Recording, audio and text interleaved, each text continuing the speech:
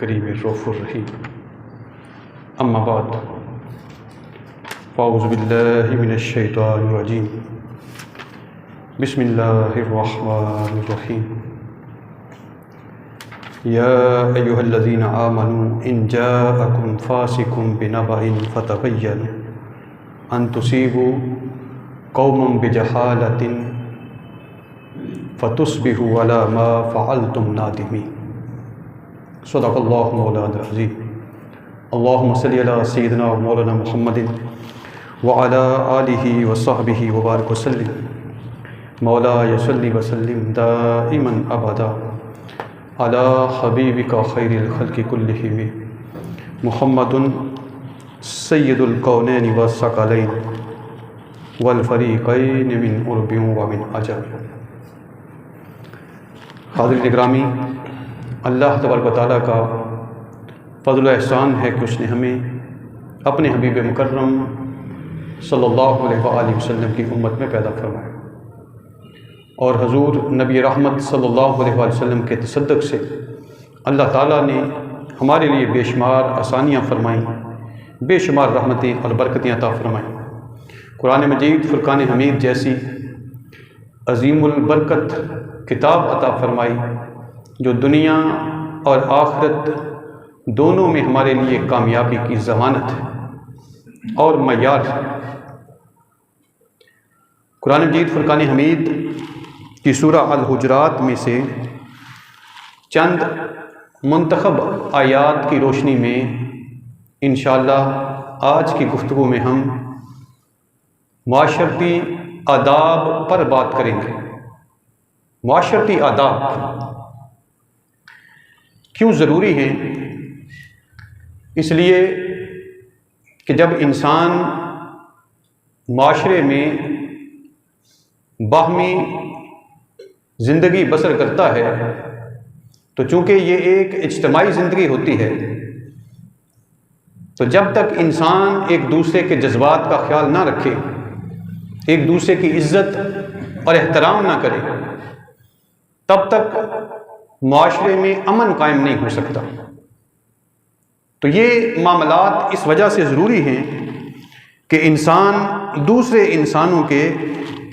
جذبات، ان کے خیالات اور ان کی عزت و احترام کا بھی خیال کرے، اور ان کے بارے میں ایسے الفاظ اپنے منہ سے نہ نکالے جو کسی بھی طرح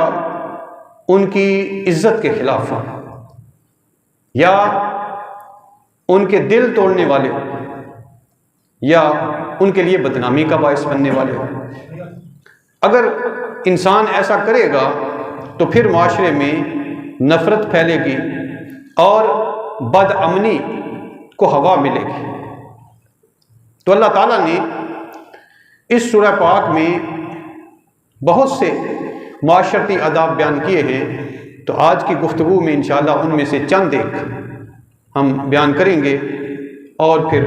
کچھ اگلے جمعے میں انشاءاللہ بیان کیے جائیں گے۔ اس آیت کریمہ میں جو ابتدا میں پڑھی گئی قرآن مجید فرقان حمید کی سورہ الحجرات کی آیت نمبر 6، اس سے قبل جو 5 آیات ہیں ان میں حضور نبی اکرم صلی اللہ علیہ وسلم کی بارگاہ اقدس کے آداب اللہ تعالیٰ نے بیان فرمائے۔ تو چونکہ ان آداب کا زیادہ تعلق آپ کی ظاہری حیات طیبہ کے ساتھ ہے، اور ایک تعلق اس زندگی کے ساتھ بھی ہے، اور وہ تا قیام قیامت قائم رہے گا کہ حضور نبی اکرم صلی اللہ علیہ وسلم کا مقام اور مرتبہ یہ ہے کہ اللہ تعالیٰ آپ کی بارگاہ کے آداب کو خود بیان فرماتا ہے۔ یہ کتنا بڑا آپ کا رتبہ ہے اور آپ کتنے عالی شان ہیں کہ آپ کی قدر و منزلت کا عالم یہ ہے کہ حضور کی بارگاہ کے آداب اللہ خود بیان فرماتا ہے۔ لیکن جو معاشرتی آداب ہیں سارے مسلمانوں کے لیے، وہ ہر زمانے کے لیے، ان میں سے چند ایک گفتگو کے لیے میں نے منتخب کیے ہیں، جس میں پہلا جو ادب ہے وہ انسانی تعلقات کے لیے بہت ہی ضروری اور نہایت ہی اہمیت کا حامل ہے، اسے اس آیت نمبر 6 میں بیان کیا گیا۔ اللہ تعالیٰ نے فرمایا یا ایھا الذین آمنوا ان جاءکم فاسق بنبأ فتبینوا، اے ایمان والو اگر تمہارے پاس کوئی فاسق کوئی خبر لے کے آئے تو اس کی خوب تحقیق کر لیا کرو۔ ان تصیبوا قوما بجہالۃ فتصبحوا علی ما فعلتم نادمین، کہیں ایسا نہ ہو کہ تم تکلیف پہنچاؤ، نقصان پہنچاؤ کسی قوم کو بے علمی میں، پھر تم اپنے کیے پر پچھتانے لگو۔ تو یہ پہلا اصول اللہ تبارک و تعالیٰ نے بیان فرمایا کہ جب تمہارے پاس کوئی ایسا بندہ جو بہت متقی اور پرہیزگار نہیں ہے، ایمان والا ہو سکتا ہے، مسلمان ہو سکتا ہے، لیکن وہ کبھی کبھی گناہ بھی کرتا ہے، اور فاسق کی جو تعریف کی ہے اس میں سے ایک تعریف یہ ہے کہ جو اعلانیہ کبیرہ گناہ کا ارتکاب کرتا ہے وہ فاسق ہے۔ یعنی اگر وہ بدکاری کرتا ہے اور اس پر پچھتاتا بھی نہیں، ندامت کا اظہار بھی نہیں کرتا اور اس سے باز بھی نہیں آتا، توبہ بھی نہیں کرتا، تو ایسا شخص فاسق ہے۔ وہ نماز چھوڑتا ہے، وہ روزہ چھوڑتا ہے، یا کوئی بھی ایسا کام جس کا اللہ تعالیٰ نے حکم دیا وہ نہیں کرتا، یا جس سے اللہ نے منع کیا ہے اس سے باز نہیں آتا، اور وہ کبیرہ گناہ کے زمرے میں آتا ہے، تو ایسا شخص فاسق ہے۔ تو اللہ تعالیٰ نے فاسق کی خبر پر آنکھیں بند کر کے یقین نہ کرنے کا حکم دیا، کہ یہ نہیں کہ آنکھیں بند کر کے اس پہ عمل کر لو اور اسے سچا سمجھ لو، اس لیے کہ اگر تم ایسا کرو گے تو پھر بہت سی خرابیاں جنم لیں گی۔ تمہارے دل میں کسی کے بارے میں ایسا وہم پیدا ہو جائے گا اور دل میلا ہو جائے گا اور تم سمجھو گے کہ وہ بندہ ٹھیک نہیں ہے۔ ممکن ہے کہ کسی نے محض حسد کی بنا پر تمہارے دل اور دماغ میں ایسی بات ڈال دی ہو جو کہ حقیقت سے تعلق نہ رکھتی ہو، یعنی کسی نے محض اپنی دشمنی کے سبب سے کسی کے بارے میں تمہیں ایسی خبر دی ہے کہ وہ بندہ تو تمہیں مارنے پر تلا ہوا ہے، جبکہ ایسی بات نہ ہو۔ تو اس لیے اللہ تعالیٰ نے پہلا اصول معاشرے کا اس آیت کریمہ میں یہ بیان فرمایا کہ اگر کوئی ایسا بندہ تمہارے پاس خبر لے کے آئے جو گناہ گار ہے، فاسق ہے، تو اس کی خبر کی تحقیق کیا کرو، بلا تحقیق اس پر یقین نہ کرو۔ اور یہی بات حضور تاجدار کائنات صلی اللہ علیہ وسلم نے صحیح مسلم کی حدیث پاک ہے جس میں نبی صلی اللہ علیہ وسلم نے فرمایا کفا بالمرء کاذبا ان یحدث بکل ما سمع، کسی آدمی کے جھوٹا ہونے کے لیے یہی بات کافی ہے کہ وہ سنی سنائی بات کو آگے پہنچا دے، یعنی سنی سنائی باتیں جو بغیر تحقیق کے کی جاتی ہیں، سنی جاتی ہیں، تو ان کو آگے پہنچانے والے کو بھی ہمارے نبی نے جھوٹا قرار دیا۔ اور آج کل تو چونکہ سوشل میڈیا کا دور ہے، بہت سی ایسی خبریں، بہت سی ایسی باتیں وہ پھیلائی جاتی ہیں اور ان کو لوگ آگے فارورڈ کرتے چلے جاتے ہیں اور تحقیق نہیں کرتے۔ بہت سی ایسی چیزیں جن کو حدیث کا نام دیا جاتا ہے لیکن وہ حدیث نہیں ہوتی، بہت سی ایسی چیزیں جن پر قرآن کا لیبل لگایا جاتا ہے لیکن وہ قرآن نہیں ہوتا، بہت سے ایسے اشعار جن کا تعلق علامہ اقبال سے نہیں ہے لیکن کہا جاتا ہے یہ اقبال نے کہا ہے۔ تو اپنے سے گھڑ گھڑ کے چیزیں لوگ پھیلا دیتے ہیں۔ نبی صلی اللہ علیہ وسلم فرمایا کہ اگر کوئی بندہ سنی سنائی بات کو آگے پہنچاتا ہے تو اس کے جھوٹا ہونے کے لیے یہی بات کافی ہے۔ تو اس کا مطلب یہ ہے کہ ایک تو ہے کہ انسان صریحاً جھوٹ بولتا ہے تو وہ جھوٹا ہے، دوسرا معیار آقا صلی اللہ علیہ وسلم نے بیان فرمایا کہ محض جھوٹی اور سنی سنائی بات کو آگے پہنچانے والا بھی جھوٹا ہے، یہ اس کے جھوٹے ہونے کی نشانی ہے۔ تو اس لیے اللہ تبارک و تعالیٰ نے یہ ہمیں اصول بتلایا۔ گھر کے اندر جو گھریلو زندگی ہے، بعض اوقات ایسا ہوتا ہے یا ہو سکتا ہے کہ ہمارا بیٹا جو ہے وہ ہماری بہو کے ساتھ ٹھیک نہ ہو، اور بیٹا ہمارا جو ہے وہی ہمیں اب ہماری بہو کے خلاف باتیں سنا رہا ہو۔ اگر ہم آنکھیں بند کر کے اس کی باتوں پر یقین کر لیں گے تو گھر کا سکون تباہ ہو جائے گا۔ اس لیے حکم ہے کہ اس کی تحقیق کی جائے، اور یہ آیت کریمہ جو ہے فتبینوا کے الفاظ یہ اسلام میں تحقیق کو لازمی قرار دے رہے ہیں۔ یہی وجہ ہے کہ صحابہ کرام رضوان اللہ تعالیٰ علیہم اجمعین بھی بعض اوقات ایک دوسرے کی باتوں کو بلا سوچے سمجھے نہیں مان لیتے تھے بلکہ ان پر تحقیق کرتے تھے، اور یہی کام تابعین اور تبع تابعین نے کیا کہ جب حدیث کی روایتیں ان تک پہنچی تو انہوں نے ہر روایت کو قبول نہیں کیا، اور اسلام وہ واحد دین ہے کہ جس کے ماننے والوں نے 10 لاکھ انسانوں کے زندگی کے حالات واقعات سارے کے سارے قلم بند کر دیے، جن کے ذریعے سے ہمارے نبی کا کوئی ایک فرمان بھی روایت کیا گیا تاکہ پتہ چل سکے کہ وہ آدمی کہیں جھوٹ بولنے والا تو نہیں تھا، کہیں وہ آدمی دروغ گو تو نہیں تھا، کہیں وہ آدمی نسیان کا شکار تو نہیں ہو گیا تھا، کہیں وہ آدمی اندھا تو نہیں تھا۔ اس کی زندگی کے سارے احوال بیان کر دیے تاکہ علم حدیث صاف ستھرا نکھرا اور وہ اجلا ہو کر آنے والی نسلوں تک پہنچایا جا سکے، اس میں کوئی ملاوٹ نہ۔ اور قربان جائیں ان ائمہ دین کے جنہوں نے موضوع احادیث کو، یعنی جو من گڑت احادیث تھی، ان کو کاٹ چھانٹ کر الگ کر دیا اور مستقل ان پر کتابیں تحریر کر دی تاکہ آنے والی نسلوں کو بتایا جا سکے کہ کچھ بعد وقت لوگ ایسے بھی تھے جنہوں نے نبی صلی اللہ علیہ وسلم کے ساتھ بہت سی احادیث کو منسوب کر دیا جبکہ وہ احادیث سرے سے موجود نہیں تھی۔ یہ تحقیق ہے جو اس کو اسلام نے رواج دی۔ تو آج بھی اس تحقیق کی ضرورت ہے جس کو قرآن مجید بیان کر رہا ہے۔ یہ دو افراد کے درمیان معاملات ہوں، گھر کے اندر معاملات ہوں یا گھر سے باہر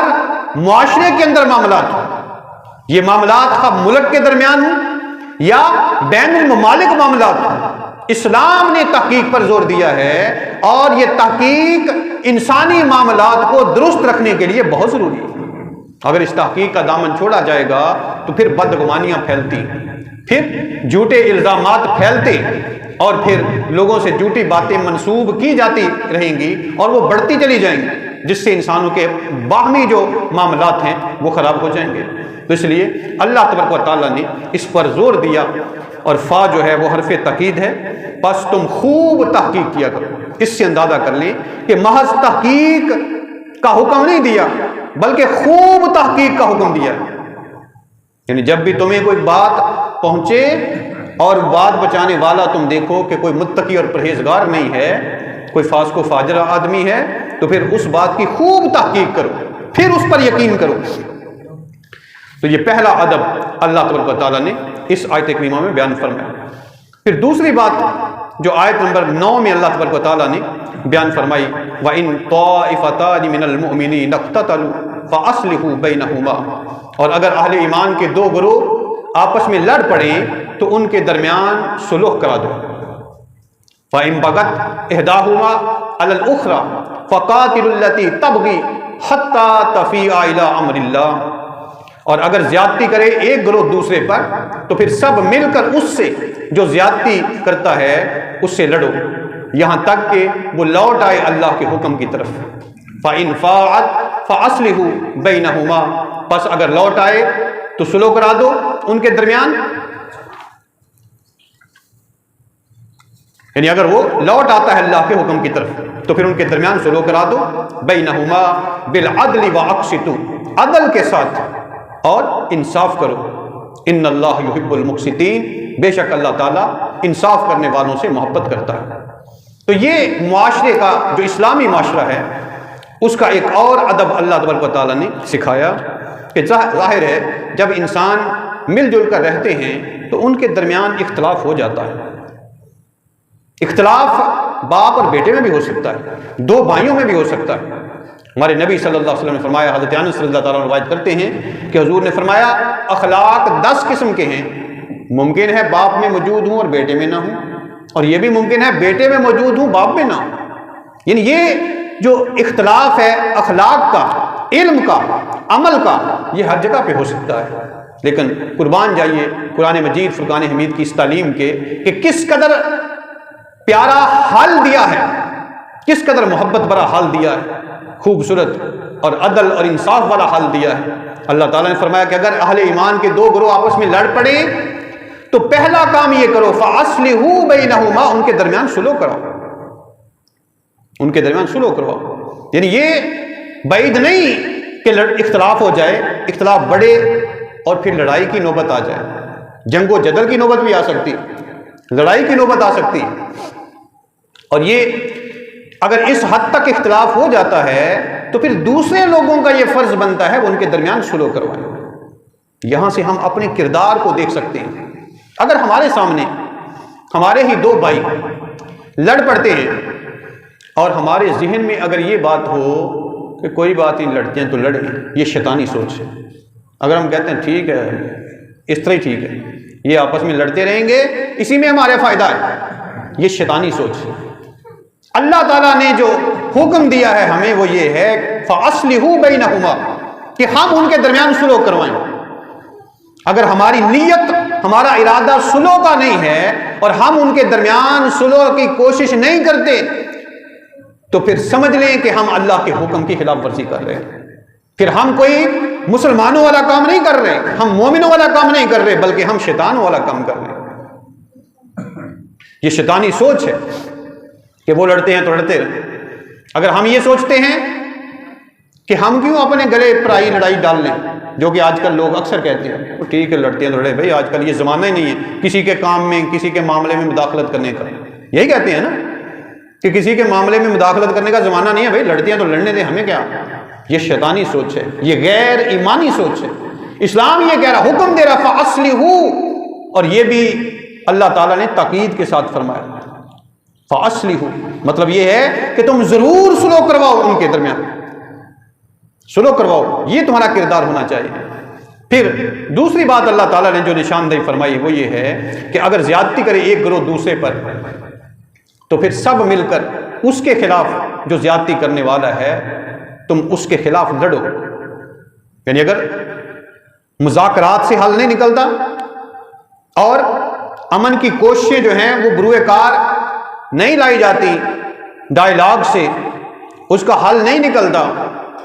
تو پھر جو زیادتی کرنے والا ہے اس کے خلاف کھڑے ہو جاؤ۔ یعنی حق کا ساتھ دینے کا اللہ تعالیٰ نے حکم دیا ہے، حق کا ساتھ دینے کا۔ اور اس آیت میں حضور تاجدار کائنات صلی اللہ علیہ وسلم کے زمانہ میں یا زمانہ قریب میں جو حضرت علی المرتضیٰ رضی اللہ تعالیٰ عنہ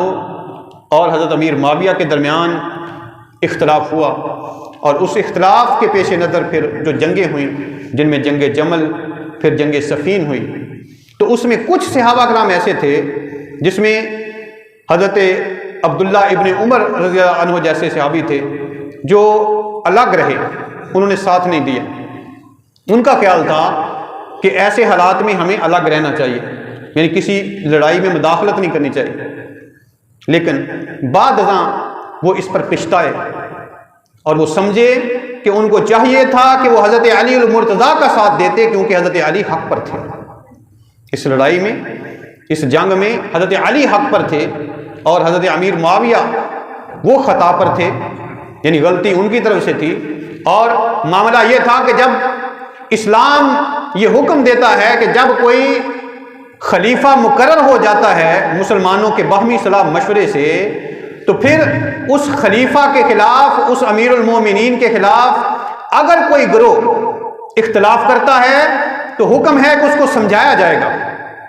دلائل کے ساتھ، براہین کے ساتھ، اصول پسندی کے ساتھ، محبت کے ساتھ اس کو سمجھایا جائے گا۔ اگر وہ باز آ جائے تو ٹھیک ہے، اور اگر وہ باز نہیں آتا اور وہ گروہ مسلح بھی ہے اور اتنا بڑا ہے کہ وہ حکومت کو ختم کر دینے کی طاقت رکھتا ہے، یعنی اتنی طاقت رکھتا ہے، تو پھر ایسے گروہ کے خلاف بغاوت کا فتویٰ دیا جائے گا، بغاوت کا حکم لگایا جائے گا، اور پھر اس باغی کے خلاف امت مسلمہ کے باقی سارے کے سارے لوگ خلیفہ کی معیت میں اور خلیفہ کی سرکردگی میں، اس کی قیادت میں اس کے خلاف جہاد کریں گے، یہ حکم ہے۔ تو چونکہ ان لوگوں نے اختلاف کیا تھا حضرت علی سے، تو اس لیے اس دور میں حکم یہی بنتا تھا قرآن و سنت کے مطابق کہ حضرت علی کا ساتھ دیا جائے۔ تو اس لیے جن لوگوں نے وقتی طور پر ساتھ نہیں دیا تھا، اس کی تفسیر مختلف تفاسیر میں اس کی تفصیل موجود ہے، لیکن چونکہ زمانہ موجودہ زمانے کے مطابق میں چاہتا ہوں کہ سادہ ترجمہ کر کے، تھوڑی سی وضاحت کر کے، جو موجودہ حالات کے مطابق ان آیات کا اطلاق بنتا ہے وہ کیا جائے سادگی کے ساتھ، تاکہ ہم سمجھ سکیں کہ اللہ تعالیٰ ہمیں کیا حکم دے رہا ہے ایسے حالات میں۔ اس لیے کہ اختلاف تو ہو جاتا ہے، رشتہ داروں کے درمیان اختلاف ہو جاتا ہے، سگے بھائیوں کے درمیان اختلاف ہو جاتا ہے، تو اس وقت ہمارا کیا فرض بنتا ہے؟ تو قرآن یہ کہہ رہا ہے کہ ہمارا پہلا فرض یہ بنتا ہے کہ ہم صلح کروائیں، اور اگر وہ صلح نہیں کرتے، ان میں سے ایک حق پر نہیں ہے، وہ زیادتی کرنے والا ہے، تو پھر ہم جو حق پر ہے اس کے ساتھ کٹھے ہو جائیں، اس کا ساتھ دیں اور اس کے ساتھ پھر کٹھے ہو کے کوشش کریں کہ اس کے خلاف لڑائی کریں۔ پھر اللہ تبارک و تعالیٰ نے عدل کا حکم دیا، یعنی اس کے ساتھ زیادتی نہ کی جائے۔ مطلب یہ ہے کہ اگر وہ باز آ جائے، اگر وہ ہتھیار ڈال دے، اگر وہ اپنی غلطی کا اعتراف کر لے، تو پھر ان کے درمیان صلح ہی کروائی جائے اور اس میں عدل اور انصاف سے کام لیا جائے، یعنی کسی کے ساتھ زیادتی نہ ہو۔ ان اللہ یحب المقسطین، بے شک اللہ تعالیٰ انصاف کرنے والوں سے محبت کرتا ہے، ان کو پسند فرماتا ہے۔ پھر فرمایا انما المؤمنون اخوہ،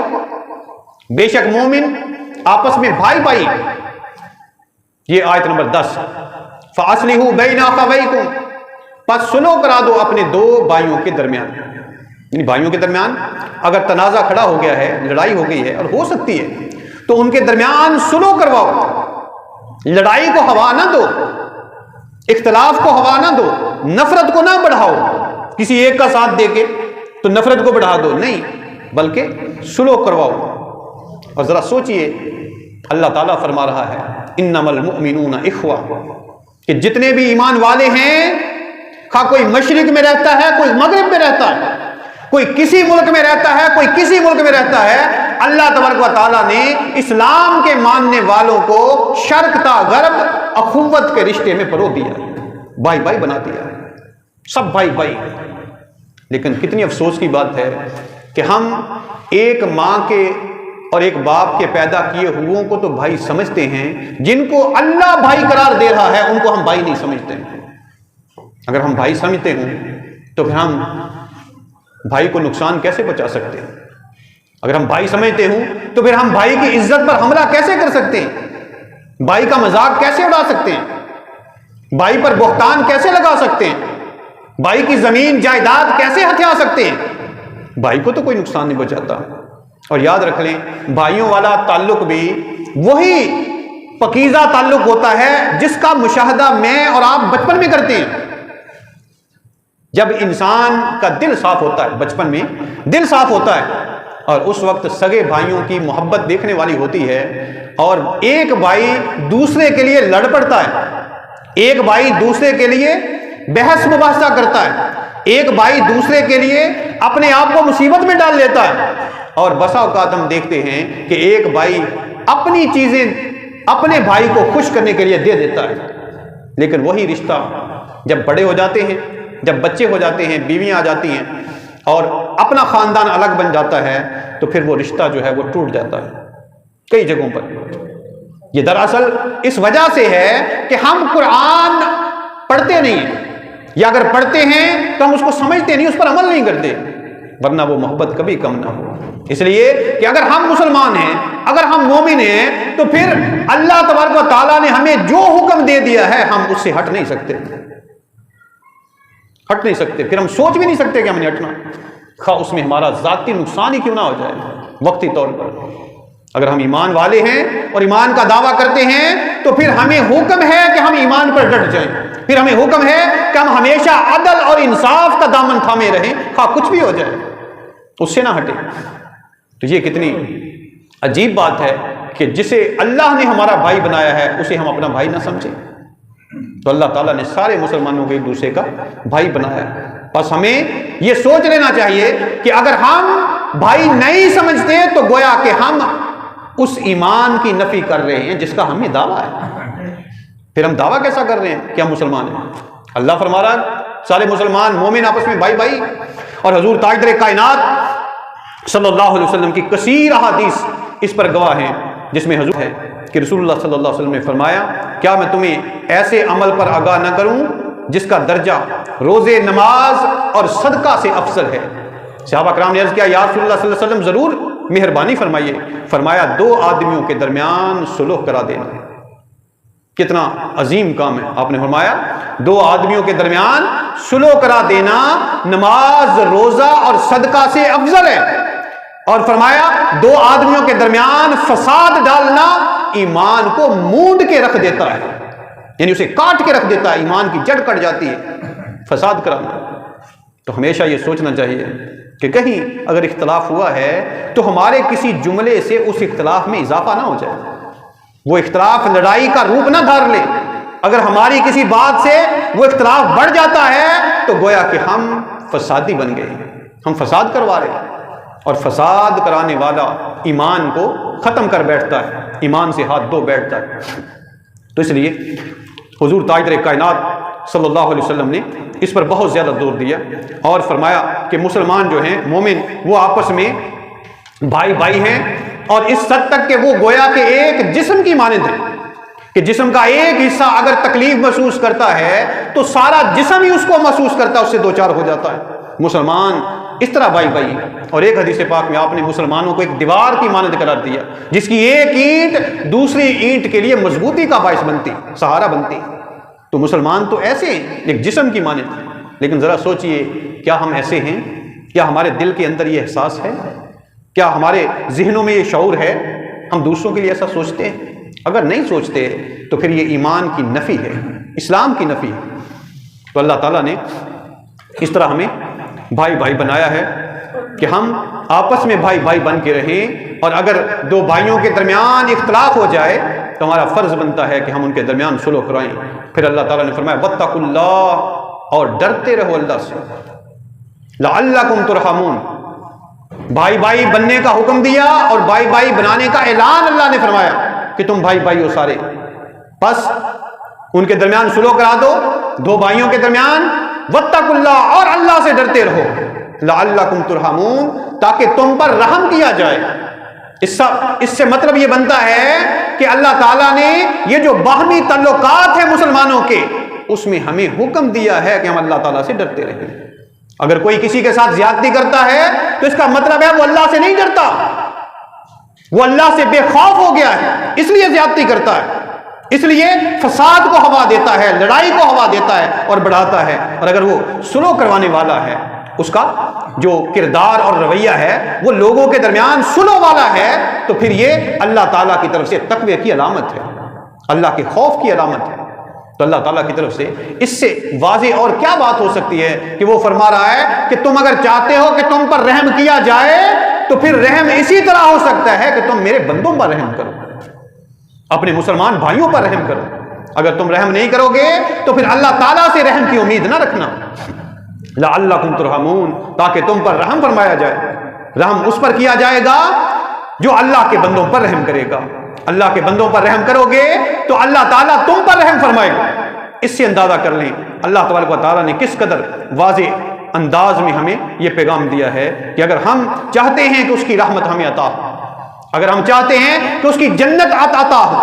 اگر ہم چاہتے ہیں اس کی نعمتیں ہمیں عطا ہوں، تو پھر اللہ تبارک و تعالیٰ کو خوش کرنے کا اور ان نعمتوں کے حاصل کرنے کا اللہ نے ہمیں ذریعہ یہ بتلایا ہے کہ ہم اپنے مسلمان بھائیوں کے ساتھ اچھا سلوک کریں،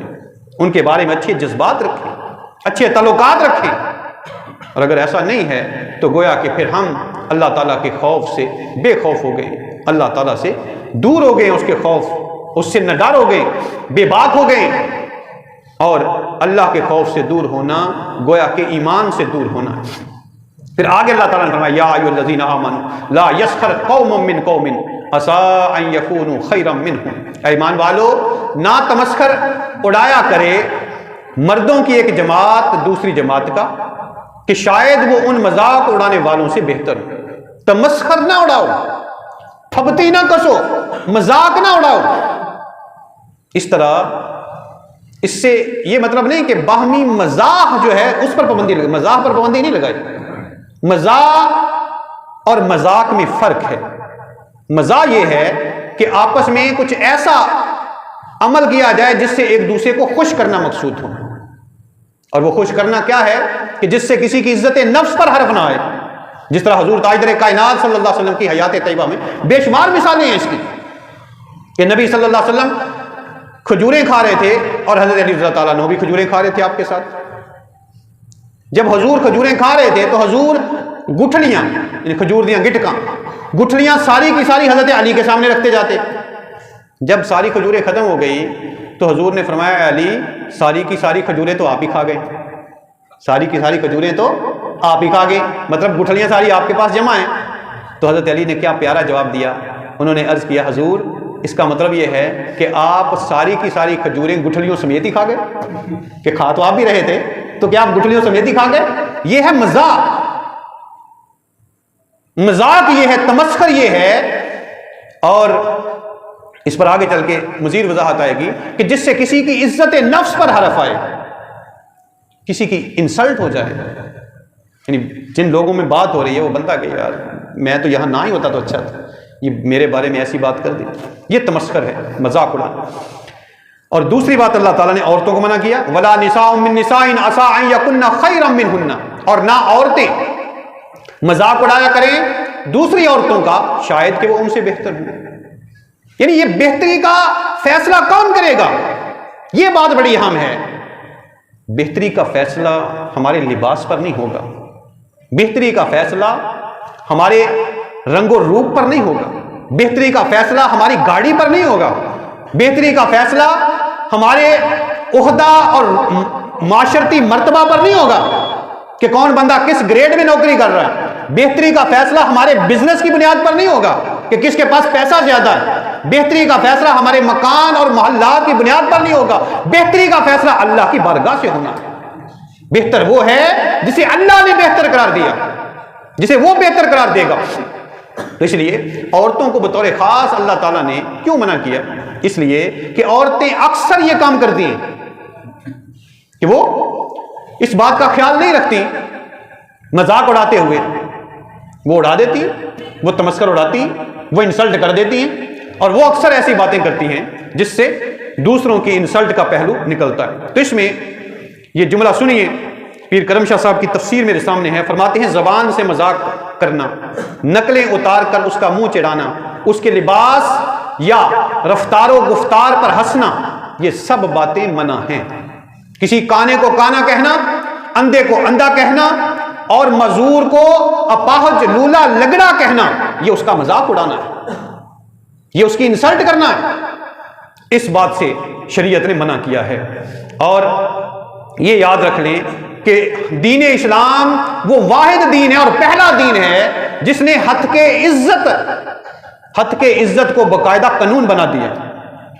کہ اگر آپ نے کسی دوسرے بندے کی انسلٹ کی، کسی بندے کی انسلٹ کی کسی طرح، تو ہتک عزت کا قانون بن گیا کہ اس کے خلاف عدالت میں ہتک عزت کا دعویٰ دائر کیا جا سکتا ہے۔ اور یہ قرآن مجید کی اس آیت سے ثابت کیا۔ پھر اللہ تعالیٰ نے فرمایا وَلَا تَلْمِزُوا أَنفُسَكُمْ وَلَا تَنَابَزُوا بِالْأَلْقَابِ، اور نہ عیب لگاؤ ایک دوسرے پر اور نہ برے القاب سے کسی کو بلاؤ۔ بِئْسَ الْإِسْمُ الْفُسُوقُ بَعْدَ الْإِيمَانِ، کتنا ہی برا نام ہے مسلمان ہو کر فاسق کہلانا۔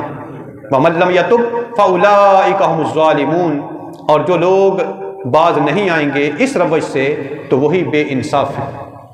وہی بے انصاف ہے۔ تو اس سے آپ اندازہ کر لیں کہ اللہ تبارک و تعالیٰ نے اسلامی معاشرے کو امن اور عافیت دینے کے لیے جو باتیں بیان فرمائی ہیں، یہ باتیں تو انسان کو از خود بھی یاد ہونی چاہیے تھی، لیکن یہ اس کی محبت ہے کہ اس نے ہماری تربیت کا کوئی پہلو خالی نہیں چھوڑا۔ ایسی ایسی باتیں بھی ہمیں بتائی ہیں کہ اگر ہم ان کا خیال رکھیں تو ہمارا یہ معاشرہ جنت نظیر بن جائے، اس میں محبت عام ہو جائے، اس میں ایک دوسرے کا احترام اور عزت عام ہو جائے، نفرت کم ہو جائے۔ تو اس سے آپ اندازہ کر لیں کہ اللہ تبارک و تعالیٰ نے ایک دوسرے پر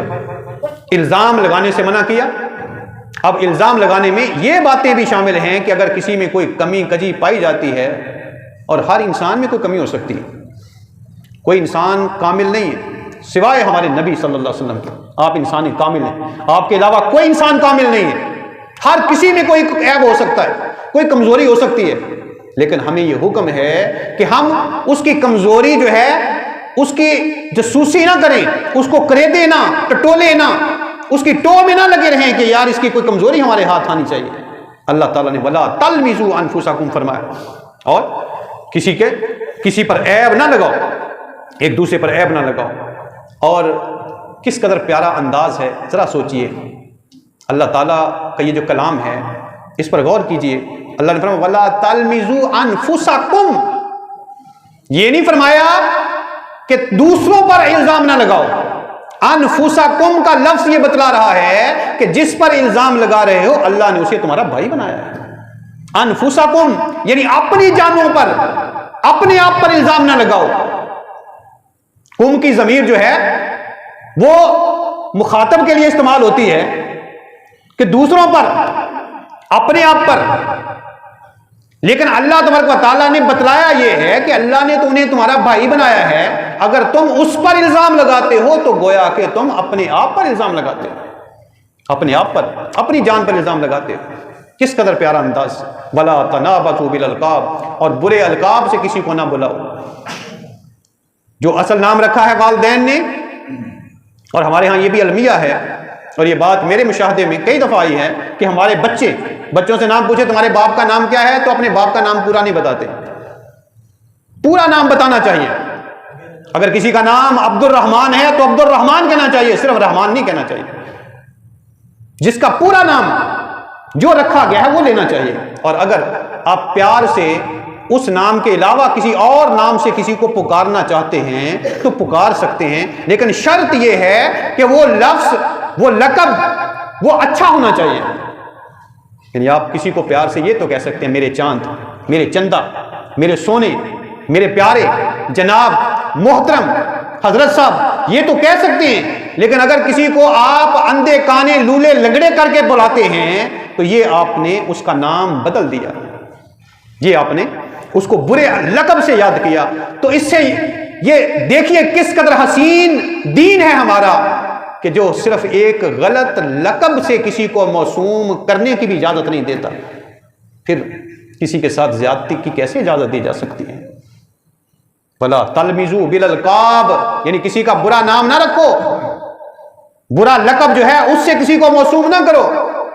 اگر برا لقب رکھنا جو ہے منع ہے تو پھر کسی کے ساتھ زیادتی کرنا، گالی دینا، اس کی عزت کے ساتھ کھیلنا، اس کی جائیداد اور مال ہتھیا لینا، اس کی اجازت کیسے ہو سکتی ہے؟ بئس الاسم الفسوق بعد الایمان، اللہ تعالیٰ فرماتا ہے کتنا ہی برا نام ہے مسلمان ہو کر فاسق کہلانا، یعنی برے لقب سے موسوم ہو جانا مسلمان ہونے کے بعد، کہ اللہ تعالیٰ نے تو اسلام کے ذریعے تمہیں عزت دی ہے، تمہیں احترام دیا ہے، عزت والا بنا دیا ہے، پھر اگر برا نام لیتے ہو، رکھتے ہو، اگر تم کسی کا رکھو گے تو کوئی تمہارا رکھے گا۔ افسوس یہ ہے کہ ہمارے یہاں ہماری جو درس گاہیں ہیں اس میں ہمارے بچوں نے اپنے اساتذہ کے الٹے نام رکھے ہوتے ہیں۔ وہ بچے جو اپنے اساتذہ کے الٹے نام لیتے ہیں وہ کیا سیکھیں گے، ان کی کیا تربیت ہوگی؟ اور کل کو جب وہ بڑے ہوں گے اور ایک معاشرتی ذمہ دار کے طور پر سامنے آئیں گے تو پھر وہ معاشرے میں کیا ڈیلیور کریں گے؟ یہ سوچنے والی بات ہے۔ اس لیے ہمیشہ اپنے بچوں کو گھر کے اندر بھی یہ ادب سکھائیں کہ وہ اپنے چچا، تایا، دادا، دادی، اپنے ماموں، ممانی اور اپنے سارے رشتہ داروں کا ادب کریں۔ اگر آپ ادب سکھائیں گے تو وہ آپ کا بھی دل سے ادب کریں گے، اور اگر آپ ان کے بارے میں غلط چیزیں سکھائیں گے تو پھر ان کے اندر منافقت پیدا ہو جائے گی، اور اس منافقت کا پھر اثر آپ کو بھی پہنچے گا۔ اس لیے کبھی نیگیٹو بات نہیں سکھانی چاہیے اپنی اولاد کو، ہمیشہ پازیٹو بات سکھائیں، مثبت چیزیں سکھائیں۔ اگر آپ کوئی نیگیٹو چیز، منفی رویہ سکھاتے ہیں اپنی اولاد کو تو آج نہیں تو کل اس کا نقصان آپ کی طرف لوٹ کر آئے گا۔ اللہ تعالیٰ نے فرمایا وَمَن لَّمْ يَتُبْ، اب یہ چیزیں چھوٹی چھوٹی باتیں بیان فرمائی اللہ تعالیٰ نے، کسی پر الزام نہ لگاؤ، بہتان نہ لگاؤ، برے لقب سے کسی کو موسوم نہ کرو، اور کسی کا مذاق نہ اڑاؤ۔ تو ذرا سنیے آگے اللہ تعالیٰ کیا فرما رہا، فرمایا وَمَن لَّمْ يَتُبْ، پس جس نے توبہ نہ کی فَأُولَٰئِكَ هُمُ الظَّالِمُونَ، وہی ظالموں میں سے ہے۔ جس نے توبہ نہ کی، ان چیزوں سے جس نے توبہ نہ کی، پس وہی لوگ بے انصاف ہیں، ظالم ہیں۔ اور قرآن مجید میں اللہ تعالیٰ نے ان اللہ لا يحب الظالمین فرمایا، اللہ تعالیٰ ظالموں سے محبت نہیں فرماتا، اور ظالموں میں سے کافر اور مشرک بھی شامل ہیں، وہ بھی ظالم ہیں، یعنی ظلم کی قسمیں ہیں۔ تو اس ظلم کو اگر آپ دیکھیں تو یہ کسی طور پر اسلام اس ظلم کی اجازت نہیں دیتا، کسی سطح اسلام ظلم کی اجازت نہیں دیتا۔ اگر آپ کسی کا غلط نام لیتے ہیں، کسی کا مذاق اڑاتے ہیں، اور پھر اس عمل سے توبہ نہیں کرتے، اپنے اس منفی رویے سے توبہ نہیں کرتے، تو یہ ظلم ہے، اور ظلم اللہ کو پسند نہیں۔ اللہ ظالموں کو پسند نہیں فرماتا، اور ظالم لوگ جنت میں نہیں جا سکیں گے۔ اس لیے اللہ تعالیٰ فرماتا ہے وَلَّمْ يَتُبْ، بس جس نے توبہ نہ کی۔ اس کا مطلب ہے کہ اگر ہم نے کوئی ایسا کام بھی کر لیا، کبھی بھول چوک سے زندگی میں ہم نے کسی کا غلط نام لیا، کسی کا مذاق اڑایا، کسی کے ساتھ ہم نے غلط چیز منسوب کر دی، کسی پر بہتان باندھا، تو پھر ہمیں ایسے عمل سے توبہ کرنی چاہیے اللہ کی بارگاہ میں۔ لیکن ہم تو ایسے لوگ ہیں کہ ہم پرواہ نہیں کرتے ان چیزوں کی، ہے کہ نہیں ایسا؟ اور حقیقت یہ ہے کہ ہمیں ایمان کی ہی پرواہ نہیں ہے، ہمیں اللہ کی بارگاہ میں پیشی کی پرواہ نہیں ہے۔ اگر پرواہ ہو تو پھر ہم ایسی بے پرواہی کی زندگی نہ گزاریں، ایسے نہ ڈر اور بے خوف ہو کر نہ رہیں جیسے ہم زندگی گزار رہے ہیں۔ اللہ سے ڈرنے والے بن جائیں ہر حال میں، کہ جب بھی ہم اپنی زبان سے کوئی بات نکالتے ہیں کسی کے متعلق، اگر وہ تعریف والا کلمہ نہیں ہے، وہ تعریف والا کلمہ نہیں ہے، تو پھر سمجھ لیں وہ غیبت والا کلمہ ہوگا یا وہ چغلی والا کلمہ ہوگا، اور یہ گناہ کبیرہ ہے جن کو آگے اللہ تعالیٰ نے بیان فرمایا۔ اگر ہم ان بڑے بڑے گناہوں سے دوچار ہو رہے ہیں اور ہوتے چلے جا رہے ہیں، تو پھر دیکھ لیں آج تک پھر ہم نے اپنے اکاؤنٹ میں، وہ جو ہمارے اعمال کا اکاؤنٹ ہے، اس میں ہم نے کیا جمع کیا ہے۔ دنیا کے اکاؤنٹس کی تو فکر ہوتی ہے ہمیں، بینک اکاؤنٹ کی تو فکر ہوتی ہے ہمیں، لیکن وہ جو ایک عمل کا اکاؤنٹ ہے جو اللہ کی بارگاہ میں جا کے کھل جانا ہے، اس کی بھی فکر کرنی چاہیے کہ اصل اکاؤنٹ تو وہی ہے جس کی بنیاد پر جنت اور دوزخ کا فیصلہ ہونا ہے۔ تو دوستان محترم، قرآن مجید فرقان حمید کو پڑھیں، اس پر عمل کریں، اس سے ہمارے گھر کی زندگی، ہمارے انفرادی زندگی اور ہماری اجتماعی زندگی جو ہے وہ سنور جائے گی۔